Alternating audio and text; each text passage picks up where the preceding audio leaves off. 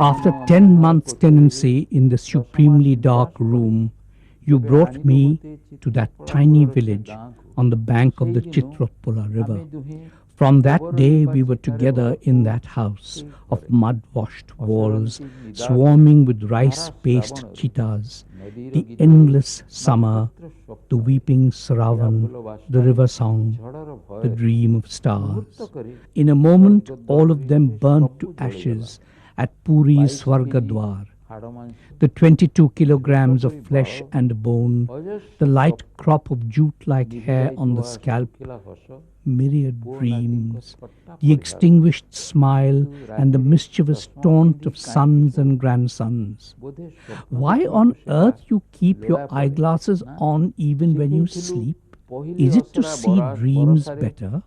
You taught me the bliss of getting drenched in the first monsoon showers and dance, mouth open, gaping skyward with a huge desire to drink the falling raindrops as a thirsty swallow. Taught me too to roast in searing heat, and then savor the joy of diving and swimming like a waterfowl in Chitrotpola's fearsome deeps. And when Chitrotpola quietly came and stood at our doorsteps in the season of floods, you recalled Mahanadi, which flows by your village.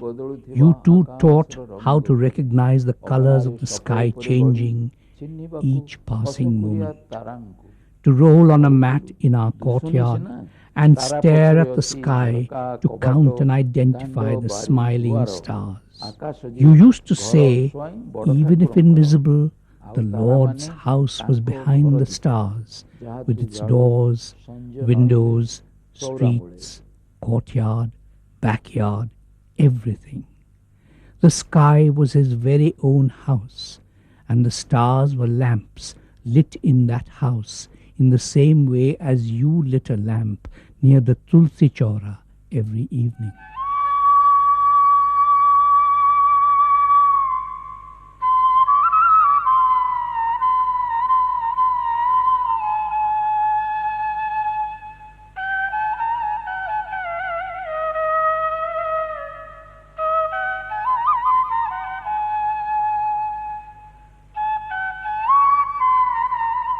One of the most significant Indian poets today, Sitakant Mahapatra was born in village Mahanga on the banks of the river Chitrotpala in Orissa on the 17th of September 1937. After matriculation from the local high school, he graduated in history from Ravenshaw College, Cuttack in 1957 and obtained his master's degree in political science from Allahabad University in 1959. After university teaching for 2 years, Sitakant Mahapatra joined the Indian Administrative Service, holding several responsible positions both in the state and the central government. Although he retired as Secretary Culture Government of India in 1996, he's continued to serve the government in various capacities, including as Chairman of the National Book Trust India for 1 term. This is from where my poet's journey started. This river Chitrotpala, which flows by the side of my village. We used to swim in this river, play on its sands. Funeral pyres were lit also on the sands. The river had its many moods that changed with the seasons. The river listened to the village and its crowded situations, people, their joys and sorrows, yet it rushed on to meet the sea.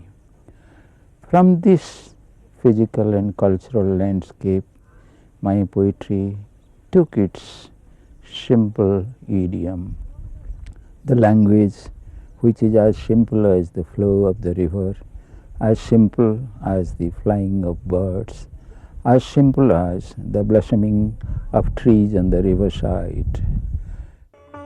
Extensive travels at home and abroad and interaction with celebrities from various walks of life seem to have helped Sitakant Mahapatra in not only extending the frontiers of his own, but that of modern Oriya poetry as well. His poetry explores the deeper meanings of life in its humdrum everydayness. The landscapes of his mind have sought to absorb all that affects life in the raw. The flavor of the soil is a dominant force in his work. Poetry for him is celebrating personal pain and agony and elevating it into universal joy. There are moments when only a pattern of interior monologues comes to the fore, giving the impression that the poet was engaged in mere soliloquies. But a careful study reveals the music beneath the surface of the words and the many voices that emerge from them. The apparent loneliness of the eye is joined by soft whispers, distant voices of memories and silent forebodings, signals that often betray the hidden presence of other selves within the poet's own dark consciousness. This is a new preoccupation as he pursues creative impulses in the solitude of his elegant, spacious house in Bhubaneswar. When I looked up my poetic career, the shift has been both in language and in contents, how there have been changes in the emotional patterns, how I have tried to comprehend reality, how I have seen and felt the sound of emotions, the color of my mind, or shall I say, the various landscapes of my mind, which, like a farmer's field, has different kinds of crops the year round, answering to the seasons. So like the seasons of the earth, there are also seasons of my mind, the landscapes of my mind, which are reflected in these 50 years attempt to understand reality, to understand myself in relation to reality, to understand the people around me, the events around me, and more particularly the physical and cultural landscape of Orissa into which I was born. It is a long time now Father left you here, along Chitrapola's flowing stream, the vast open fields and sunshine, just as I left him here, alone, the other day. Now and then I have come here and found everything as before, except a few young trees grown up and bending with flowers and fruits.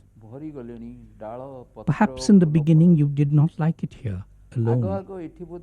Perhaps that is why you frequented our dreams, particularly Grandma's.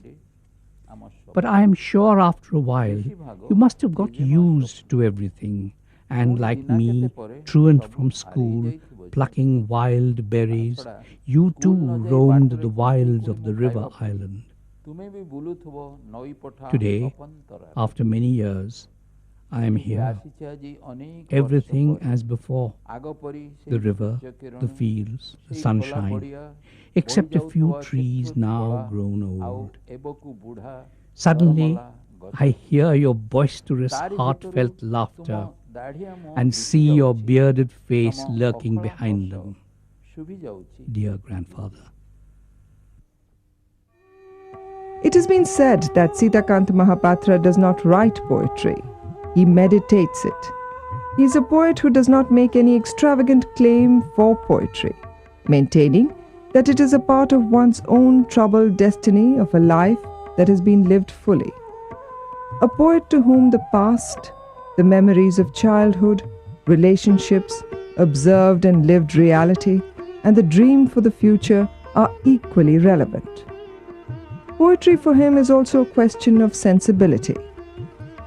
That is perhaps why his poetry is replete with images that try to bridge the gap between time and timelessness.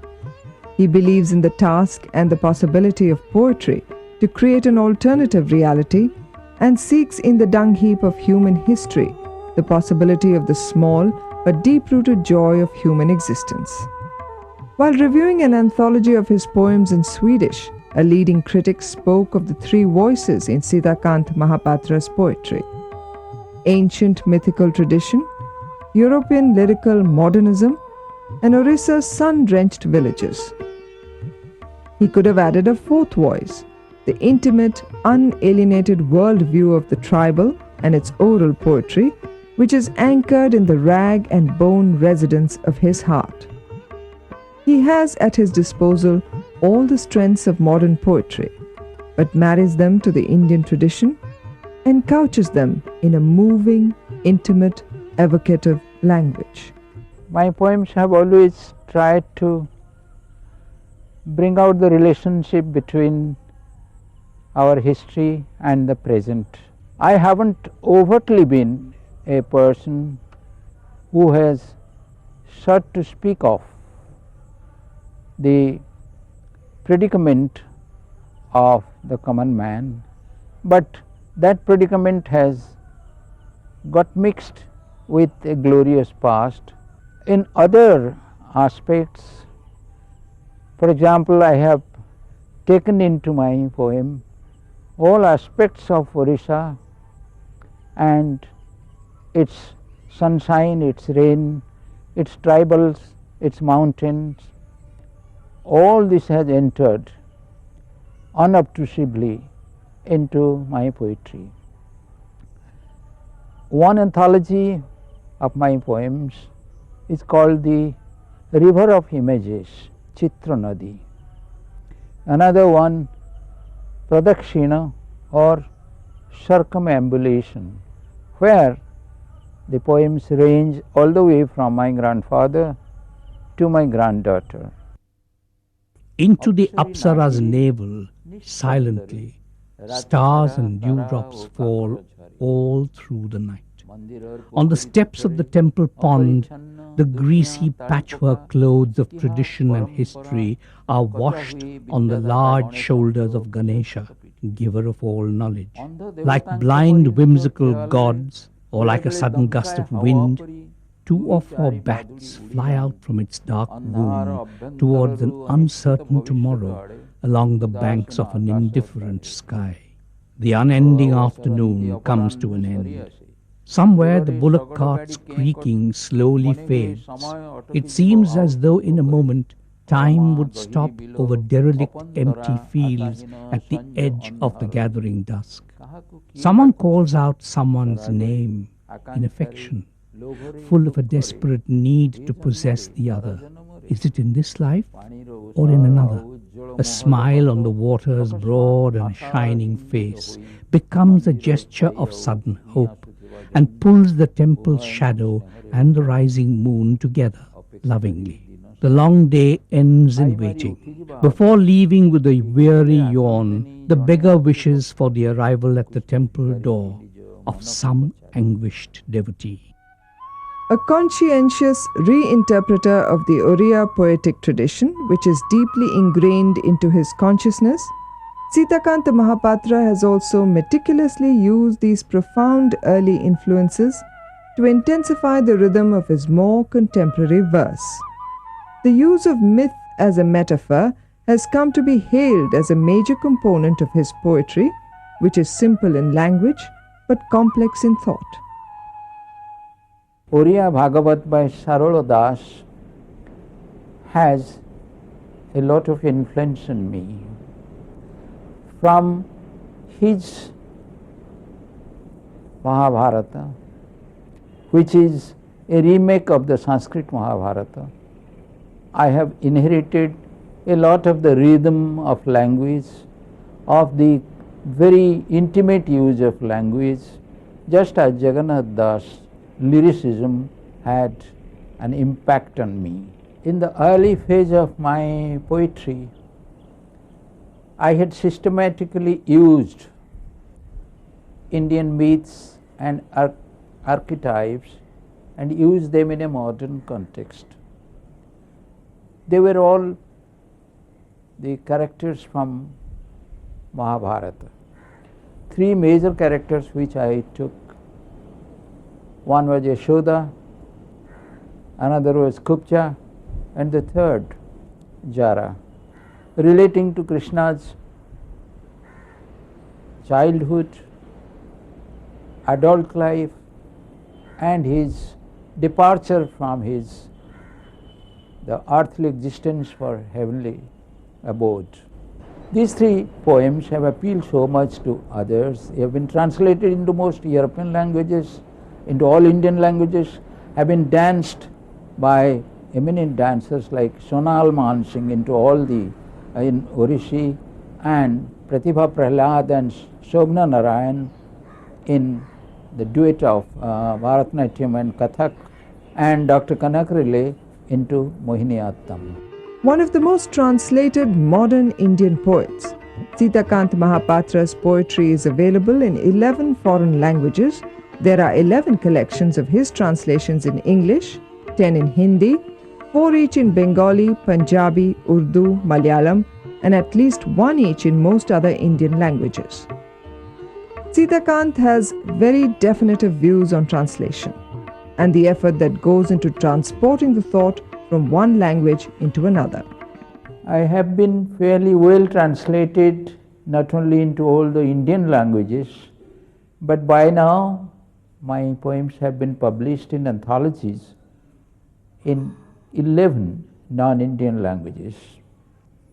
I must say that I have been particularly lucky in matters of translation of my poems. But I must say that most of the translators are poets in their own language of the front rank. This is only to say that words and language carry so much of a context, of a cultural baggage on their back, that it's well nigh impossible to translate all the nuances of meaning into